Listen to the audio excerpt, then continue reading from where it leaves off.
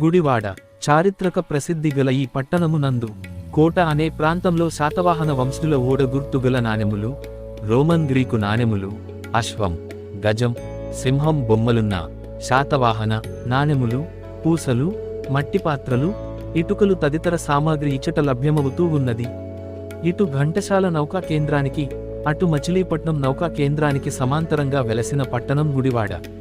ఈ రెండు ప్రాంతాలు బౌద్ధ స్థావరాలుగానే గాక వాణిజ్య కేంద్రాలుగా, భిక్షువులకు, బిడారులకు మజిలీ స్థలాలుగా ఉండేవి. ఈ కారణంగానే గుడివాడ మహాబౌద్ధ క్షేత్రంగా భాసిల్లినది. గుడివాడ యందు లంజదిబ్బ గా పేర్కొనే బౌద్ధ మహాస్తూపాన్ని 1870లో బాస్వెల్ మొదటిసారిగా గుర్తించాడు. ఎవరో ఒక మహిళ బౌద్ధ ఉపాసిక ఒకపూట మాత్రమే భుజిస్తూ స్తూపాన్ని నిర్మించినట్లు ఒక గాథ వినిపిస్తుంది. గుడివాడ యందు 99 బౌద్ధ స్తూపాలుండేవట. గుడివాడ ప్రక్కనే లామపాడు అనే ప్రాంతమందు ఈ 99 స్తూపాలు వైదికాలయాలుగా మారిపోయాయి. అందుకేనేమో దీనికి గుడి వాడగా పేరొచ్చినది. బాస్వెల్ అనంతరం రాబర్ట్ సూయిల్, బర్జెస్ దొరలు దీనిని దర్శించి ఈ స్తూపం సాంచి స్తూపమును పోలి ఉన్నదని వ్రాశారు.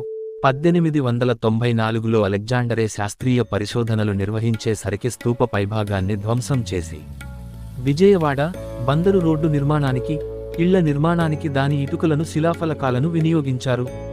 అలెగ్జాండర్ రే 142 చదరపు అడుగుల వృత్తాకార స్తూప పునాదులను వెలికితీశాడు. క్రీస్తు పూర్వం 2వ శతాబ్ది నుండి క్రీస్తు శకం 8-9 శతాబ్దాల వరకు గుడివాడ బౌద్ధ క్షేత్రం మహావైభవంగా వర్ధిల్లినట్లు పరిశోధకులు తేల్చారు. 142 చదరపు అడుగుల వృత్తాకార పునాదులపై 120 అడుగుల చుట్టుకొలత, 8 అడుగుల ఎత్తు గల మేదిని, ఆయక వేదికలతో నిర్మించి దానిపై 102 అడుగుల చుట్టుకొలత, 28 అడుగుల ఎత్తున్న అండాన్ని, దానిపై హర్మిక ఛత్రములను కట్టారు. మేది అండములను 8 సార్లు 4 అడుగుల సైజు గల చలువరాతి ఫలకాలతో అలంకరించారు. ఫలకాలపై త్రిరత్న చిహ్నాలు, జాతక కథలు, బుద్ధుని జీవిత ఘట్టాలను శిల్పీకరించారు. ఆయక వేదికలపై పంచకళ్యాణాలకు చిహ్నంగా 18 అడుగుల ఎత్తుగల చలువరాతి స్తంభాలను నిలిపారు. స్తూపం చుట్టూ శ్రీవీధి, దీనిని ఆవరించి ప్రాకారము ఉండేది. ఇటువంటి స్తూపాలు అనేకం ఇచ్చట ఉండేవి. ఇవిగాక మండపాలు, చైత్యాలు, నివాస గృహాలు లెక్కకు మించి ఉండేవి. ఇవిగాక మండపాలు, చైత్యాలు, నివాస గృహాలు లెక్కకు మించి ఉండేవి. మహాస్తూపానికి 4 వైపులా ముఖద్వారాలకు ఎదురుగా 4 గేట్లు ఉండేవి. ఇదంతా సూయిల్, బర్జెస్లు ఆనాడు చూసిన పునాదులను, పురావస్తు సామగ్రిని బట్టి తయారు చేసిన నివేదిక. మహాస్తూపం ప్రక్కన గల అతిపెద్ద విహారంలో భదంత బుద్ధ రక్షిత భిక్షువు నివసిస్తూ అమరావతి మహాచైత్యాన్ని వృద్ధి చేసే కార్యాన్ని పర్యవేక్షించాడని, ఇది నాగార్జునుని ఆధ్వర్యంలో జరిగినదని ఒక శాసనం. అంటే అప్పటికే గుడివాడు స్తూపం ప్రసిద్ధమై ఉంటుంది. ఇది క్రీస్తు శకం 2వ శతాబ్దిలో జరిగినది. 1887లో బర్జెస్ దొర స్తూపానికి 4 వైపులా రాతితో కట్టిన ధాతు గర్భాలను తవ్వించగా అందులో ఎటువంటి కరండాలు లేవని తేలింది.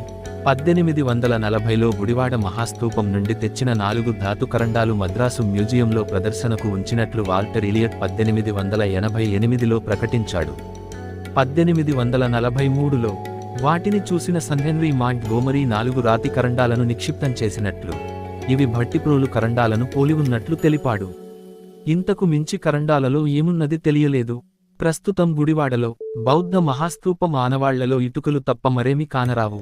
రోడ్లకు, నివాసాలకు క్షేత్రంలో చాలా భాగం ఆక్రమణకు గురికాగా మిగిలిన కొద్ది ప్రాంతం మాత్రమే నేడు కనిపిస్తుంది.